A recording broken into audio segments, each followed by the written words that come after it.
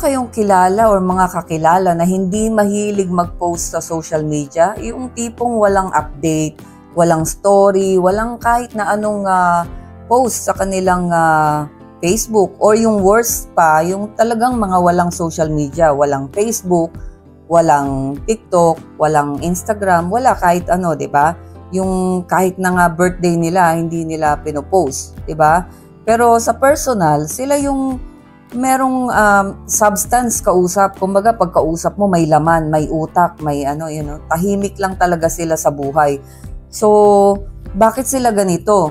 Bakit ba wala ba silang life? Loner ba sila? Or boring ba sila? O may mas malalim na dahilan? Yan ang alamin natin. Okay, mag-disclaimer muna tayo. Ang video na ito ay para sa karagdagang kaalaman at aking sariling pananaliksik at karanasan lamang. Hindi ito kapalit ng kahit na anong professional na therapy or counseling. Ayan, welcome back to my channel. Ako po muli si Lorelly, ang inyong Ate Lors. Sa video na ito, ang pag-uusapan natin ay yung mga psychology ng mga silent type na mga tao. Yung tahimik sa social media, yung bakit low profile lang sila, yung ayaw nila ng ingay sa online, at ano ang meron sa mga taong mas pinipili nilang maging private kaysa maging pa-viral. Hindi sila nagpapa-viral, mas gusto nila ng privacy. Kapag natapos mong panoorin ang video na ito, ma-realize mo na kaya pala sila silent ay ganito pala sila kasolid. So, simulan na natin. Okay, yung number 1 natin, yung hindi kasi sila uhaw sa validation.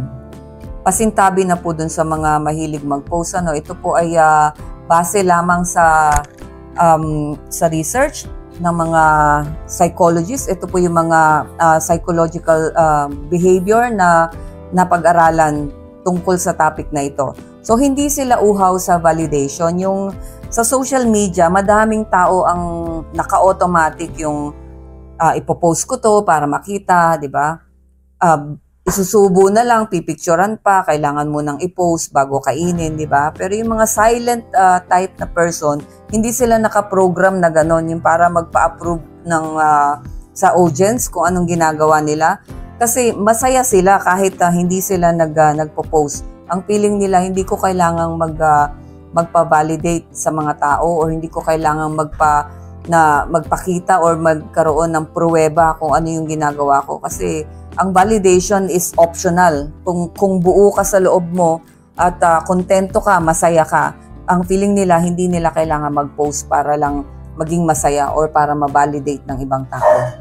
Okay, yung number 2 natin, mas gusto nila ng privacy kaysa ng chismis. Kasi ito yung mga naniniwala na the more na may nakakaalam, or the more na may ipopost ka, the more na may manghihimasok sa buhay mo, the more na pagchichismisan ka. Kasi totoo naman yan, kahit anong ipost natin sa social media, sa Facebook, imposible na walang nag-uusap yan. Either yung pag-usapan nila ay maganda tungkol sa'yo, tungkol dun sa post mo, or pangit. Maganda or pangit, pinag-usapan ka pa rin. So ito yung mga tao na mas gusto nila ng privacy kaysa pag-usapan sila. Kahit na maganda pa yung sinasabi, ayaw nila, di ba? Kaya wala silang hilig magpo-post ng love life nila, ng galit nila, o ng drama, or ng achievement. Kasi not because na boring sila, but because they are protecting their kapayapaan, yung peace nila. Number 3, ito yung mga yung mga observer sila, hindi sila performer. Kasi syempre iba't ibang tao, merong performer, merong observer, di ba? Sa psychology, ito yung mga tao na nagpo-post less, or yung mga hindi nagpapakita ng more often, kasi sila yung mga deep thinker, malalalim sila kung mag-isip. Yung habang ang iba busy sa pag-perform or paglalatag ng kanilang buhay online, sila naman yung busy din sila sa pag-o-observe na lang, nag-o-observe sila, di ba? Mas gusto nilang magbasa ng post ng iba, ng behavior ng iba, and then matuto sa mga post na yan, kesa sila yung magpabida-bida sa feed. Diba? Ayaw nila yun. Mas gusto nila yung they listen more, they think more, and they understand more, pero they post less. Konti lang post nila. Mas gusto nila yung sila yung nakakakuha ng information kesa sila yung nagpo-post. Okay, yung number 4, ayaw nila ng competition. Aminin na natin, yung social media na yan is a silent competition. Walang umaamin or sabihin na natin, paano naman naging competition yung Facebook or yung social media? Actually, yes, it's a silent competition kasi bawat post mo dyan, di ba? Halos lahat gusto mag-flex, saan nagpunta, anong kinain, saan kumain, saan nag-check-in, saan nag-travel, di ba? Pag pinost mo yan, may makakakita, uy, si nag-check-in sa ganito, uy, nag-travel sila sa ganon. Sila rin mag-iipon, kailangan din nilang makapunta doon. Kaya nga ito yung meron akong napakinggan na isang financial advisor before. Sabi niya, noon, ang mga Pilipino lubog sa utang, yun sa mga hulug-hulugan. Kasi di ba, yung kapitbahay nakita nagpa-deliver ng TV, hulugan. The following day or the following days, yung kapitbahay din na isa magpapa-deliver ng refrigerator or ng TV, hulug-hulugan. Kaya doon nababaon yung mga Pilipino sa utang. Ngayon, I think, mas lalo na kasi nga sa social media, mas madaling makita. Nag-travel dito, kumain doon. So, gusto ng iba, ganun din post, makapunta rin doon para may mai-post lang din, di ba? Hindi naman lahat, no? We're not talking about lahat dito. In general, parang wala tayong pinapatamaan dito. Pero ganito po yung kadalasan nangyayari. Tapos dito mo rin makikita yung sino mas maganda, sino mas maputi, sino mas may pera, sino mas maganda ang bag, sino mas maganda ang damit, di ba? Sino ang mas masaya, kuno. Kasi we cannot rely on post lang. Pag nakita mo bang maganda ang damit, maganda ang relo, maganda ang bag or masaya, do you think in person ganun sila or napaka-sweet nila sa picture? Tapos, di ba? Hindi lahat kung ano yung nakikita natin sa social media na pinopost nila, totoong ganun ang ganap. Okay? So, kaya itong mga silent type na to na hindi nagpo-post masyado sa social media, they refuse to play itong game na to, yung itong competition na yan. Kasi hindi sila nakikipag-competition kung who's living the best life. Kasi contented sila. Kontento sila sa buhay nila. Hindi nila kailangan makipag-competition.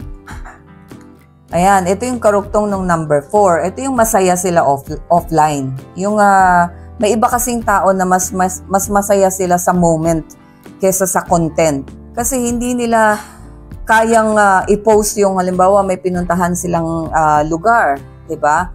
Imbes na i-enjoy yung moment, 'di ba? Kung magko-content ka, di magbibideo ka, magpipicture ka hanggang naubos na yung oras, hindi mo na-enjoy yung moment mo with your family or yung ambience, di ba? Yung paligid. So, ayaw nila ng ganon. Mas masaya sila na i-enjoy yung, yung harmony, yung peace and harmony, yung ambience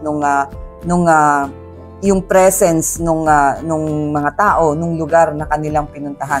Mas preferred nila yon. Ayan, yung pang-anim natin, they protect their peace and energy, di ba? Kasi ang feeling nila, yung pagpo-post mo is nag-i-invite ka ng opinion ng iba, di ba? So, and then yung opinion nakakapagbigay yan ng stress. So, mas pinipili nilang maging peace at ayaw nilang ilagay yung kanilang energy sa stress. Kasi ang feeling nila, pag nag-post ka, magkakaroon ng opinion, either good or bad, and then may stress ka. So, iniiwasan na nila yung mga gano'n, di ba? Alam mo na, maraming marites online. So, marami ring mabibilis mag-judge. Yun nga yung marami dyan nagko-comment, hindi masyadong napaka-insensitive. Basta na lang may ma-comment. Hindi sila nag-iisip na baka masaktan yung pagko-commentan nila. Diba? Parang napaka-insensitive nila. Basta lagay lang sila ng lagay ng comment. Diba? Hindi muna, like for example, para sa mga vlogger, diba? Hindi muna nila i-appreciate yung pagod, yung hirap, at yung purpose ng vlogger, bakit nila ginagawa yon. Basta ang may pumasok lang sa isip nila na, ang pangit ng sinasabi mo, uy, ang pangit-pangit mo, basta na lang i-post na gano'n. Napaka-insensitive, diba? Okay? So, sila yung mga silent type na tao na mas pinipili nila yung kapayapaan over attention. Ganun lang kasimple. Number 7, ito na yung panghuli natin, emotionally matured na sila. 'Di ba? Yung happiness nila ay internal, not digital. Hindi nakasandal sa notification ang kanilang self-worth. Hindi sila nag-iintay ng mga likes, ng mga heart, ng mga comment, ng mga validation na dapat nilang mabasa online. Kasi ang feeling nila secured sila di ba? In real life. Contented sila kung anong meron sila. At secured na sila sa buhay. They don't need validation online. So, ayan, natapos na natin yung 7 dahilan bakit sila tahimik, bakit hindi sila nagpo-post sa social media. Yan yung mga dahilan nila, okay? So, next time na pag napansin mo or meron kang kakilala na kaibigan na hindi nagpo-post, diba? Huwag mong sabihin boring sila or diba or parang walang kwenta yung buhay nila. Hindi ganon kasi may mas malalim na dahilan na mas maaarok mo kapag talagang nakilala mo sila offline, 'di ba? Minsan nga sila pa talaga yung pinakatotoo, yung pinaka-matured at pinaka-peaceful na ang kanilang buhay at ganon din sila yung may pinakalaman